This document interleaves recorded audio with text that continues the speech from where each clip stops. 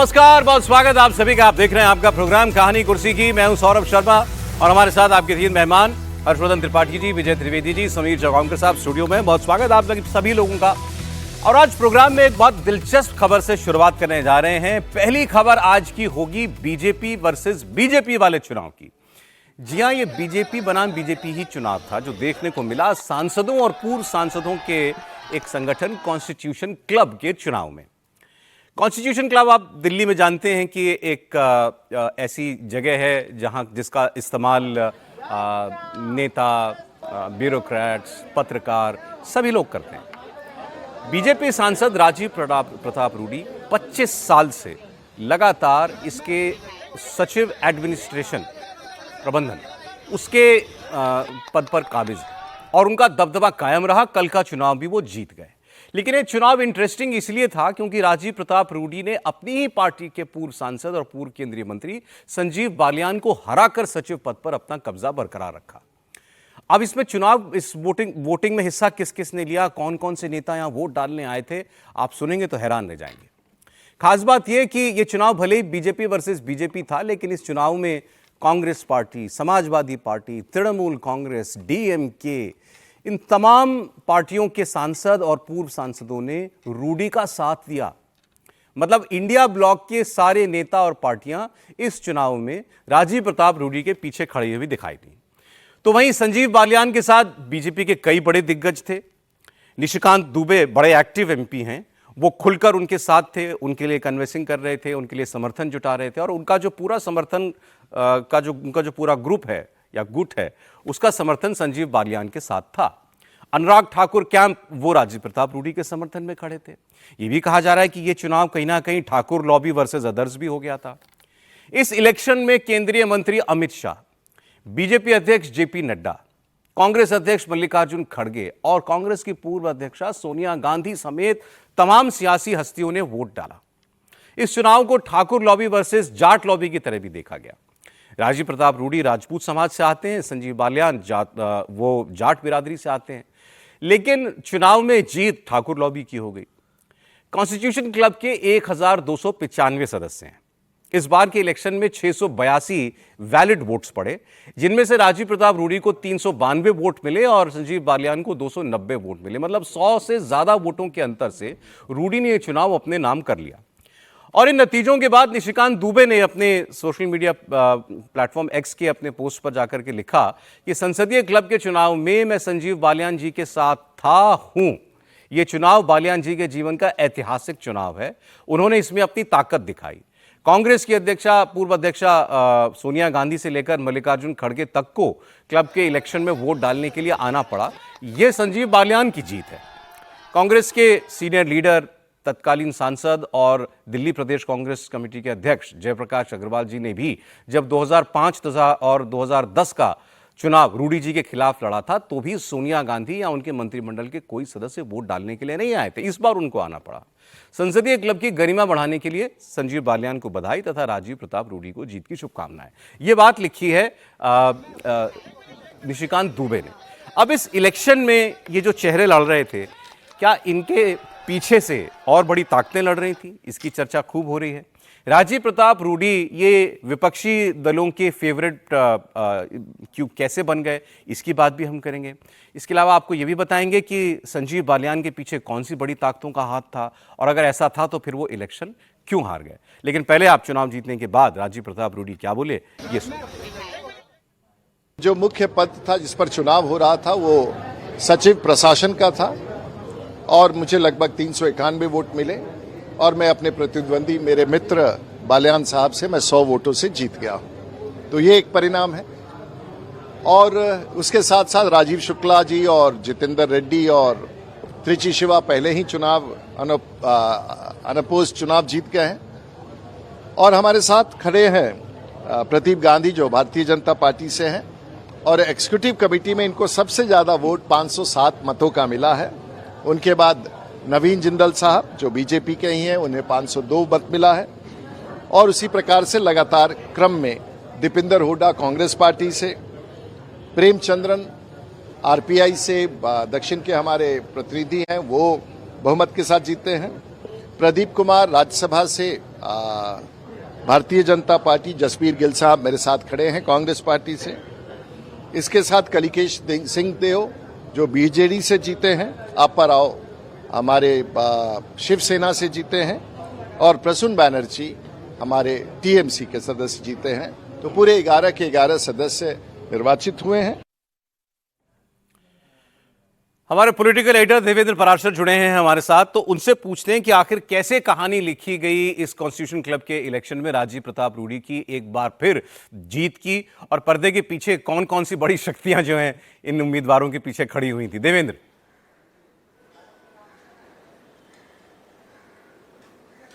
और सौरभ, राजीव प्रताप रूडी की जीत की अगर बात करें तो इसमें अपोजिशन के सांसद और जो पूर्व सांसद हैं इनका रोल बहुत ज़्यादा अहम रहा, क्योंकि बीजेपी के सांसदों की अगर बात करें तो उसमें एक डिवीज़न था।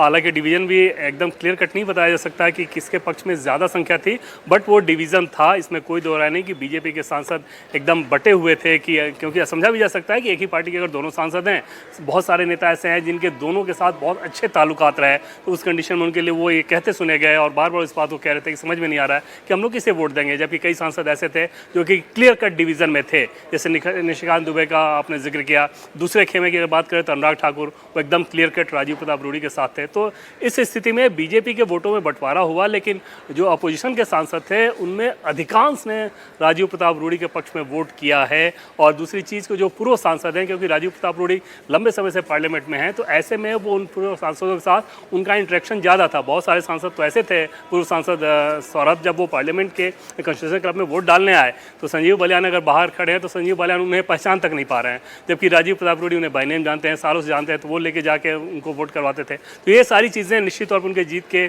फेवर में रही। लेकिन इसमें कोई दो राय नहीं कि एक बहुत ही दिलचस्प और शानदार चुनाव था। सौरभ, कल पार्लियामेंट में किसी भी सांसद से बातचीत कीजिए, वो यही जिक्र कर रहा था, यही बात कहते हुए सुना जा रहा था कि कौन जीत रहा है, कौन जीतेगा। सबके अपने अपने पक्ष में दावे थे, आंकड़े थे। लेकिन अगर अमित शाह, बीजेपी के राष्ट्रीय अध्यक्ष जेपी नड्डा, सोनिया गांधी, मल्लिकार्जुन खड़गे इस तरह का जमावड़ा वोट देने के लिए जा रहा है, तो समझा जा सकता है कि वो चुनाव कितना हाई प्रोफाइल था। हालांकि इसमें भी कोई दो राय नहीं कि एक क्लब का चुनाव है, उसमें कोई पॉलिटिकल डिवीजन मायने नहीं रखता, कोई किसी आइडियोलॉजी का चुनाव नहीं था। सौरभ नहीं, लेकिन फिर भी देवेंद्र, मैंने देखा कुछ लोग ये पूछ रहे हैं जो नहीं समझते कि भाई, जैसा आपने कहा कि इलेक्शन आफ्टर ऑल एक क्लब का इलेक्शन था, लेकिन अमित शाह, जेपी नड्डा, सोनिया गांधी, मल्लिकार्जुन खड़गे जैसी हस्तियां जहां वोट डालने के लिए जा रही हों, तो वो इतना छोटा चुनाव भी नहीं हो सकता। तो ये क्यों हुआ कि इस बार इनके सामने कैंडिडेट बीजेपी के ही आए और बीजेपी ने ये होने दिया?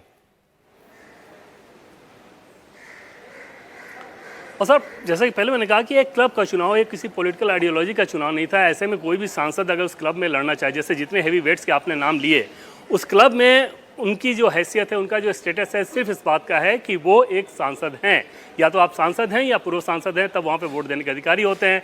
तो ऐसे में किसी सांसद को कैसे रोका जा सकता था अगर उसी पार्टी के हो तो? जैसे राजीव प्रताप रूडी के साथ पहले भी, जैसे राजीव शुक्ला उनके पैनल में थे, जो कि कांग्रेस के सांसद हैं, उनके अपने एग्जीक्यूटिव मेंबर के लिस्ट में अगर आप देखें तो उसमें बहुत सारे अपोजिशन के भी जीतेंगे, बहुत सारे बीजेपी के भी जीतेंगे। तो दलीय आधार पर ये विभाजन संभव नहीं था, और शायद ये बीजेपी लीडरशिप की आप कहें कि लोकतांत्रिक मूल्यों के हिसाब से खूबसूरती थी। अन्यथा इन दोनों में से किसी को भी अगर एक मैसेज भी चला जाता कि आपको चुनाव नहीं लड़ना है, तो क्या आपको लगता है कि वो चुनाव लड़ते? तो वो फ्री हैंड दिया गया कि क्योंकि क्लब का चुनाव है, दलीय आधार पर इस चुनाव कोई मतलब नहीं हो सकता, तो उस हिसाब से जिसको चुनाव लड़ने की इच्छा है वो लड़े। राजीव प्रताप रूडी क्योंकि लंबे समय से थे, संजीव बलियान अभी चुनाव हारे हुए हैं, दिल्ली में उनको कोई ऐसी जगह की तलाश थी जहां उनका थोड़ा सा वजूद समझ में आए कि हाँ वो भी कहीं हैं। इस लिहाज से निशिकांत दुबे के कहने पर उन्होंने चुनाव लड़ा, ऐसा कहा जा रहा था। और निशिकांत दुबे बाद में खुलकर जिस तरह से उनके समर्थन में आए, उससे इस बात को और ज़्यादा बल मिल गया। हालांकि निशिकांत दुबे और राजीव प्रताप रूडी की भी बात करें सौरभ, तो दोनों बहुत अच्छे दोस्त सालों से माने जाते रहे। तो क्लब का चुनाव ऐसा ही होता है। तस्वीर खूबसूरत इस लिहाज से थी कि सांसद और पूर्व सांसद अगर वोट कर रहे हो तो अपने आप में चुनाव बहुत हैवी वेट और दिलचस्प हो जाता है, खासतौर पर तब जब बड़ी बड़ी पर्सनैलिटी भी वोट डालने गई हो। देवेंद्र, बहुत शुक्रिया आपका। देवेंद्र ने आपको जैसे बताया कि ये बीजेपी की तरफ से अगर इशारा होता तो हो सकता है दोनों में से कोई एक उम्मीदवार बैठ जाता है, इलेक्शन ये निर्विरोध जीत जाता दूसरा व्यक्ति, लेकिन ऐसा नहीं हुआ, चुनाव होने दिया गया। अब ये बताइए कि इतना तो क्लियर दिख रहा है समीर जी कि जैसे देवेंद्र भी बता रहे थे कि ऑपोजिशन का जो पूरा वेट है वो राजीव प्रताप रूडी के पीछे था, और बीजेपी के जो सांसद या पूर्व सांसद थे वो दोनों कैंडिडेट के बीच बटे हुए थे। ये बात ठीक है? बिल्कुल। और देखिए, वैसे भी अगर संविधान क्लब और कॉन्स्टिट्यूशन क्लब के चुनाव की बात करें तो उस पर लंबे समय से राजीव प्रताप रूडी का एक दबदबा रहा है। वो 20 साल से ज़्यादा समय से वहाँ पे सचिव की भूमिका निभा रहे हैं और वो जानते थे कि इसका अगर ये चुनाव होता है तो यहाँ पर विपक्ष के सांसदों की भी बड़ी भूमिका रहती है। तो उन्होंने लंबे समय से विपक्ष के नेताओं के साथ भी अपने दोस्ताना संबंध रखे थे। जब भी कॉन्स्टिट्यूशन क्लब में कोई कार्यक्रम हो, किसी को शादी करवाना हो, कोई प्रोग्राम करना हो, चाहे वो विपक्ष का छोटा पार्टी का भी सांसद था, तो राजीव प्रताप रूडी से पूरा सपोर्ट करते थे, उसको स्पेस दिलवाने में, बाकी व्यवस्थाएं करने में। तो ये कहते थे विपक्ष के सांसद कि हमें कभी लगा नहीं कि राजीव प्रताप रूडी बीजेपी के सांसद है और वहां पर बीजेपी का कब्जा है। हमने जब भी राजीव प्रताप रूडी को एक फोन किया कॉन्स्टिट्यूशन क्लब के लिए, वो तत्काल उपलब्ध रहते थे। तो मुझे लगता है कि राजीव प्रताप रूडी ने विपक्ष को भी लंबे समय से साधा था।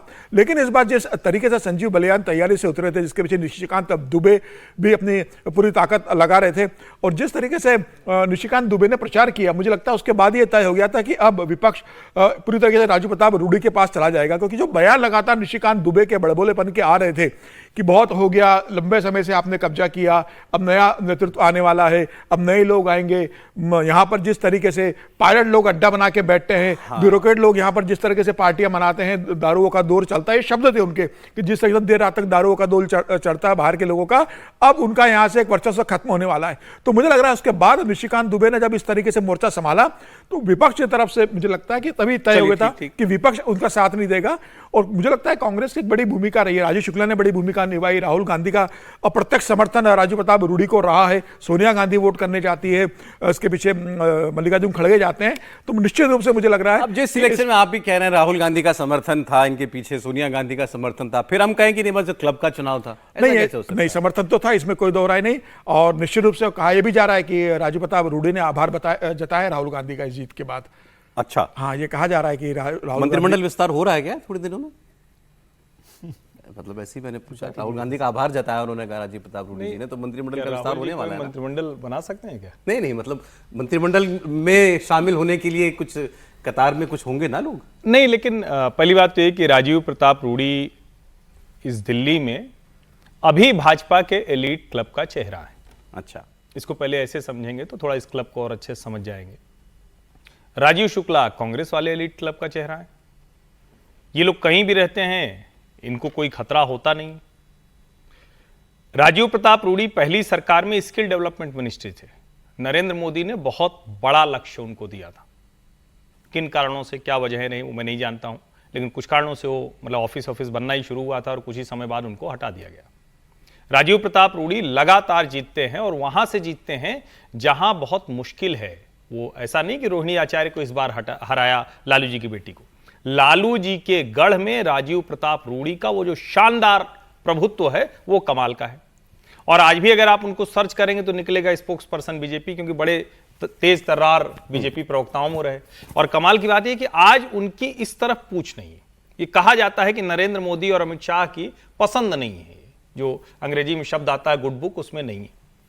अब ये जो चुनाव हुआ इसको जरा देखिए।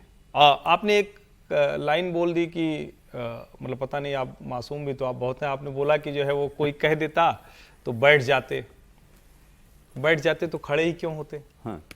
बैठे नहीं, इसीलिए संजीव बालियान खड़े हुए। इसको ठीक से समझिए, इसमें कोई बट नहीं है। राजीव प्रताप रूडी से इस बार इसको कोशिश थी कि किसी और को, भाजपा का ही कोई सांसद, लेकिन किसी और को दिया जाए। वो कोशिश सिरे नहीं चढ़ पाई। और निशिकांत दुबे जब बोल रहे थे तो ये भी कोई मुझे नहीं पता है, लेकिन सब कह रहे थे कि सीधे सीधे अमित शाह का केंद्रीय गृह मंत्री का वरदहस्त है। और इसीलिए जब निशिकांत दुबे बोल रहे थे, जब स्मृति ईरानी बोल रही थी, तो हर कोई देख रहा था, क्योंकि संजीव बालियान जी तो स्मृति ईरानी के चुनाव में जिसमें स्मृति जी जीती थी, तो बाकायदा 2 महीने वहीं डेरा डाले थे। उनके सबसे नजदीकी हैं, सारे संदर्भ में आते हैं। इसका मतलब यह हुआ कि जो दिल्ली का क्लब है, 10 सालों की सरकार के बावजूद वो जो क्लब था जिसको एक समय में कहा जाता था कि भाई जो D4 है, जिसमें जेटली जी, सुषमा जी, दूसरे लोगों को कहा जाता था, जो पावर क्लब है, उसमें ये एंट्री हो पाई है क्या? तो उसका जवाब है कि शायद अभी भी नहीं हो पाई। ठीक है। दूसरा, ये जब आप एक बार कोई कह दिया आपने, तो या तो पूरी ताकत लगाते, पूरी ताकत भी नहीं लगाई।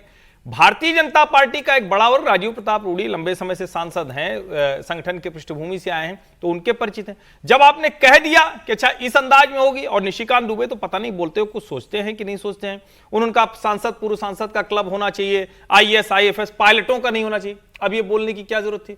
राजीव प्रताप रूडी प्रशिक्षित पायलट हैं, अक्सर वो आते हैं कि यहां से पटना लेके जाते हैं क्योंकि कमर्शियल लाइसेंस रखने के लिए 100 घंटे की उड़ान जरूरी होती। सवाल बस यही है कि क्या भारतीय जनता पार्टी के भीतर कोई इन सब मामलों में रणनीति बनाकर संगठन के तौर पर बात करने की स्थिति में है? एडहॉक अध्यक्ष वाली पार्टी, इसको थोड़ा ठीक से समझिए तो और अच्छे समझ में आएगा। क्या कोई बैठाकर बात करने की स्थिति में नहीं था? और उसका फायदा जाहिर है, और ऐसा नहीं है इंटरनल डेमोक्रेसी वाला मामला नहीं था बिल्कुल नहीं। इंटरनल डेमोक्रेसी इसमें क्या होती है? जब क्लब का चुनाव हो तो इंटरनल डेमोक्रेसी अभी आप कह रहे थे ना कि भाई कहा गया कि बिल्कुल मैं कह रहा हूं, अगर बैठने की स्थिति होती, अगर बैठने की स्थिति होती तो क्यों रूडी जी लड़ते हो, बालियान जी दोनों लड़ते? अरे इसमें कोई, जैसे अभी हम पहले भी कह रहे थे, कोई राजपूत वर्सेस अदर्स वाला मामला भी था क्या? राजीव प्रताप रूडी राजपूत हैं, अच्छा, और फिर कहीं योगी जी की भी एंट्री होती है क्या इस चुनाव में? कोई भी इलेक्शन होता है तो उसकी बहुत सारी लेयर्स हो सकती हैं। जैसे मैं हमेशा ही कहता हूँ कि पॉलिटिक्स को आप ब्लैक एंड वाइट गेम मत देखिए, 50 शेड्स ऑफ ग्रे से ज़्यादा ही होते हैं यहाँ पर पॉलिटिक्स में, ठीक है। लेकिन ये सवाल कॉन्स्टिट्यूशन क्लब के यदि आप चुनाव की तरह से देख रहे हैं तो इसका मतलब या तो आप बहुत मासूम हैं या लोगों को मासूम समझते हैं। ये चुनाव कॉन्स्टिट्यूशन क्लब का भी नहीं है, कांग्रेस का भी नहीं है, ये चुनाव है भारतीय जनता पार्टी का कि क्या वहाँ लीडरशिप में कोई कमजोरी आई है? क्या ये सवाल है कि क्या ये इनडिसिप्लिन है? क्या भारतीय जनता पार्टी की लीडरशिप की इतनी पावर नहीं रही कि वो राजीव प्रताप रूडी या संजीव बालियान, जो भी, मुझे नहीं पता कौन किसके साथ खड़ा था, एक कैंडिडेट खड़ा करते? क्यों चुनाव अब आप मासूम बन रहे हैं? क्यों? निशिकांत दुबे जहां खड़े हो गए तो नहीं मालूम कि कौन खड़ा है? नहीं तो मतलब एक आदमी को खड़ा होना है ना। नहीं, राजीव प्रताप रूडी भी सांसद है ना बीजेपी के, हाँ ठीक है। चलिए मान लेते हैं कि आप कह रहे हैं निशिकांत दुबे संजीव बालियान, तो क्या निशिकांत दुबे सबसे पावरफुल लीडर है बीजेपी के? आप ये कह रहे हैं। मैं कह रहा हूं कि बीजेपी लीडरशिप ये क्यों नहीं कर पाई? इसको छोड़ दीजिए, ये बातें बहाने हैं कि कॉन्स्टिट्यूशन क्लब का चुनाव था, पार्टी नहीं थी, पूरी पार्टी पूरा संगठन खड़े हैं, पूरी नेतागिरी वहां पर दिखाई दे रही है। तो इसका मतलब है कि पार्टी लीडरशिप को सोचना चाहिए कि क्या उनका कमांड कुछ कमजोर हुआ है कि वो राजीव प्रताप रूडी को नहीं रोक पाए चुनाव लड़ने से। एक संदेश ये गया, ये संदेश है, न जीतने से रोक पाए है, न जीतने से रोक पाए, ना लड़ने से तो नहीं रोक पाए, न जीतने से रोक पाए। और फिर जो हर्ष जी ने कहा ना, वो बहुत इंपॉर्टेंट बात है कि यदि आप नहीं रोक पाए और आपने संजीव बालियान को उम्मीदवार बना दिया तो फिर पूरी ताकत के साथ आप खड़े होते। एमपी और फॉर्मर एमपी में भारतीय जनता पार्टी तो बहुमत में होगी भाई। वो जो 700 में से 400 आपके पास है, 350 आपके पास है, वो कहाँ आए हैं? 290 वोट आप बता रहे हैं। और फॉर्मर एमपी, और कितना सीरियसली लड़ा गया। 3 बड़े पद कांग्रेस को मिल गए। संतोष गंगवार साहब जो गवर्नर है, वो चुनाव के लिए वोट देने आ गए। बाबूलाल मरांडी जैसे लोग आ गए, रमेश शिव प्रताप शुक्ला गवर्नर है। हाँ, तो फिर इसका मतलब ऐसा तो नहीं है कि नॉन सीरियसली लड़ा। इसका मतलब ये बीजेपी की हार का चुनाव है, आप इसे माने ना माने। और बीजेपी के सांसद जीत गए लेकिन बीजेपी हार गई। बीजेपी हार गई और कांग्रेस ने ये जीत इसलिए गए क्योंकि कांग्रेस ने और विपक्ष ने तय किया कि ये किसी बीजेपी लीडरशिप का कैंडिडेट है, उसको हराना ही है। जीत आप क्यों नहीं कह रहे हैं? अच्छा, इस सब में सबसे परेशान थे जैसे कंगना रनौत जैसे सांसद, उन्होंने कहा कि हमको तो समझ नहीं आ रहा, हम बड़े नए हैं, दोनों ही हमारी पार्टी के, हम किसको वोट दें? तो पता नहीं उन्होंने किससे पूछा और फिर किसको वोट दिया। आगे बढ़ते हैं। बिहार वोटर लिस्ट रिवीजन के मामले में आज सुप्रीम कोर्ट में लगातार दूसरे दिन सुनवाई जारी है। कोर्ट में वकील अभिषेक मनु सिंह भी दलील रख रहे हैं पिटिशनर्स की तरफ से। वहीं जस्टिस सूर्यकांत ने कहा कि चुनाव आयोग ने पूरी प्रक्रिया को स्पष्ट तरीके से सामने रखा है। इससे पहले कल की सुनवाई में सुप्रीम कोर्ट ने यह माना कि आधार कार्ड नागरिकता का सबूत नहीं माना जा सकता। कोर्ट ने कहा कि चुनाव आयोग की बात ठीक है कि आधार कार्ड को नागरिकता के प्रमाण के रूप में स्वीकार नहीं किया जा सकता और इसे वेरीफाई करना जरूरी है। सुनवाई के दौरान आरोप लगाया गया था कि 1 करोड़ वोटर्स के नाम लिस्ट से काटे गए हैं। इस पर अदालत ने कहा कि 1 करोड़ का आंकड़ा आखिर कहां से आ गया? 7 करोड़ 90 लाख कुल वोटर थे, इनमें से 7 करोड़ 24 लाख के नाम ड्राफ्ट रोल में शामिल हैं। कपिल सिब्बल ने आरोप लगाया कि बड़ी संख्या में लोगों को मृत बताकर उनके नाम काटे गए हैं। कई ऐसे लोगों को मृत बता दिया गया जो जीवित हैं। इस पर इलेक्शन कमीशन की तरफ से यह कहा गया कि सिर्फ ड्राफ्ट रोल है ये, और इतनी बड़ी एक्सरसाइज में छोटी मोटी गलती हो सकती है जिसे दुरुस्त कर लिया जाएगा।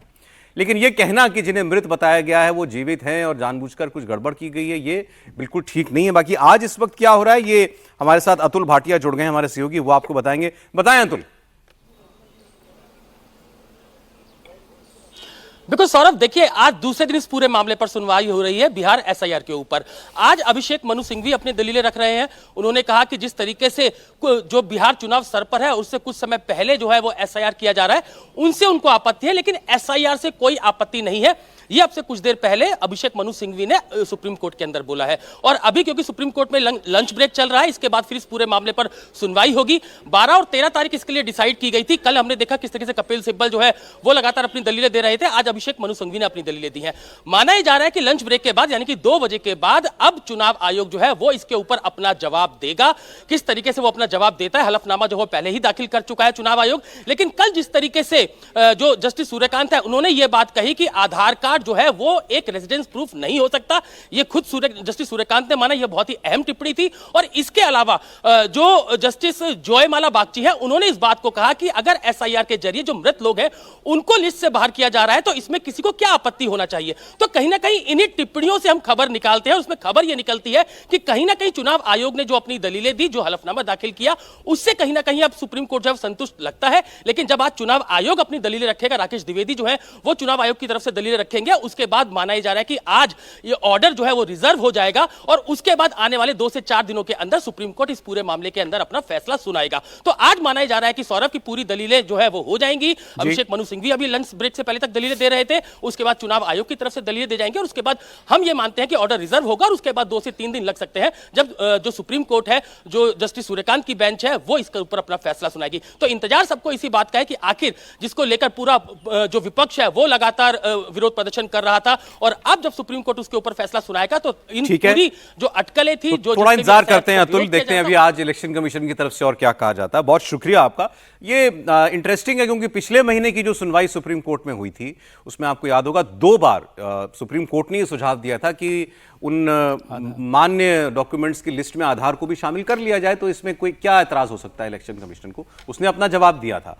अब सुप्रीम कोर्ट की बेंच जो है वो ये कह रही है कि आधार नागरिकता का प्रमाण नहीं है और ये भी उन्होंने कहा है कि भारत का वैध नागरिक जो है वो ही वोटर लिस्ट में शामिल होगा और उसे जोड़ना और जो नागरिक नहीं है उसको हटाना, ये इलेक्शन कमीशन का काम है और आधार इसमें उपयोगी नहीं हो सकता। बॉम्बे हाईकोर्ट ने एक सुनवाई में कल कहा एक अवैध बांग्लादेशी घुसपैठिए के मामले में कि किसी व्यक्ति ने अगर Aadhaar card, PAN card, voter I card बना लिया है तो ये जरूरी नहीं कि हम उसको भारत का नागरिक मान लें। तो ये सारे मामले आपस में जुड़े हुए हैं। सुनवाई किस ओर जाती दिख रही है एसआईआर के पक्ष में? अब देखिए, मुझे लग रहा है जब पहली बार सुनवाई हुई थी सुप्रीम कोर्ट में इस मामले को लेकर और जिस तरीके से सुप्रीम कोर्ट ने इस मामले को रोक नहीं लगाई थी एसआईआर को लेकर और कहा था कि आगे डॉक्यूमेंट्स में हम चर्चा करेंगे इस मामले को लेकर, तब ये तय हो गया था कि सुप्रीम कोर्ट इस बात को मान रहा है कि जिस तरीके से चुनाव आयोग बिहार के अंदर एसआईआर की एक्टिविटी कर रहा है वह पारदर्शी है और वो बहुत जरूरी है बिहार के अंदर। तो देखिए, सुप्रीम कोर्ट ने तमाम सुनवाई के बाद कल बहुत स्पष्ट कहा कि भाई आधार और राशन कार्ड नागरिकता के आधारभूत डॉक्यूमेंट्स नहीं माने जा सकते। जबकि पहली सुनवाई में सुप्रीम कोर्ट ने कहा था कि आप आधार कार्ड को और राशन कार्ड को शामिल कीजिए, एक सलाह दी थी। लेकिन बहुत अच्छे से बाद में जब चुनाव आयोग ने अपनी दलील दी कि भाई इसे हम शामिल नहीं कर सकते, उसे कारण बताए, तो सुप्रीम कोर्ट ने उसे माना। आज सुप्रीम कोर्ट एसआईआर की पूरी जो एक्टिविटी है और चुनाव आयोग जिस तरीके से बिहार में कर रहा है और जो दलीलें दी उससे चुनाव आयोग संतुष्ट है। लेकिन क्या विपक्ष संतुष्ट होगा? चुनाव आयोग तो संतुष्ट हो गया है। क्या राहुल गांधी संतुष्ट होंगे कि चुनाव आयोग ने जिस बात से संतुष्टि जताई है एसआईआर की पूरी प्रक्रिया से, क्या सुप्रीम कोर्ट का इस पर जो निर्णय आएगा, क्या सुप्रीम कोर्ट का इस पर जो ऑब्जर्वेशन आएगा, उसके बाद तेजस्वी यादव, राहुल गांधी और पूरा विपक्ष मानेगा कि अब सुप्रीम कोर्ट संतुष्ट हो गया है तो हमें भी इस पर उंगली उठाने की जरूरत नहीं है, हम भी अब इस एसआईआर प्रक्रिया से संतुष्ट है।